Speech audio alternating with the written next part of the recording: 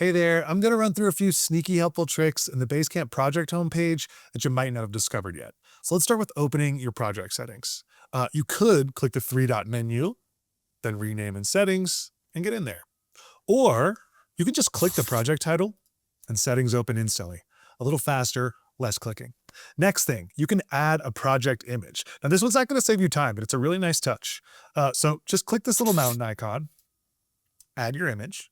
Make sure your image is 1x1 or square. And there it is. Nice touch if you're working with a client who has their own logo. Just makes it feel official. Next thing is move the needle. Now you could interrupt an employee, make them stop whatever they're doing and have them write up a whole project update for you. Or you could just have them move the needle and then everyone can see that project update. So in settings, you just turn on this indicate progress switch. Now on the homepage, there's this little gauge. Just click it, drag it wherever feels right, wherever you feel like the project stands. Choose an overall status, and then maybe add a note. You can say something like, started strong, but might need to push deadline. We'll see how this week goes. ... cryptic. Whatever. Doesn't matter. Something like that. We'll decide who sees it, hit save.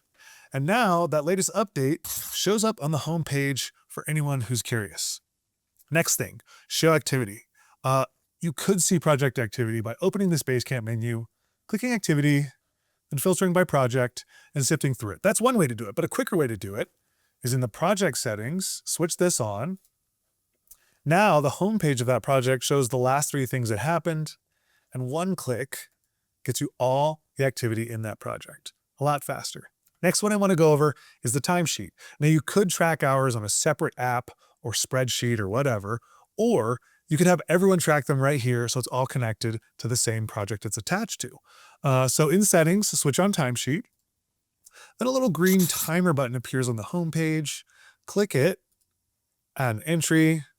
We'll say I worked for 3 hours on a logo draft. Hit save, and it's recorded. You can see the full timesheet by clicking here, and you could even export it as a CSV up here. And here's a really good part. Let's say you're working on a specific to-do. That timer icon shows up right here. Click it, log your time, we'll just say 2 hours, hit save, and the master timesheet records which to-do it was automatically. Provides a link, it just knows that that's what you were working on when you go out of that to-do. This also works for cards, documents, and events. Now heads up, Timesheet is only available on the Pro Unlimited plan. So if you're on a free plan or a Pro plan, a Timesheet option is not going to show up in your settings. However, it is available as an add-on. So if you're interested in doing that, there's a link in the description below on how to do that. Here's another thing in settings. You don't have to worry about commitment. You can turn all 3 of these switches off. We just went over, hit save. And if you want them back down the line, just flip them on again.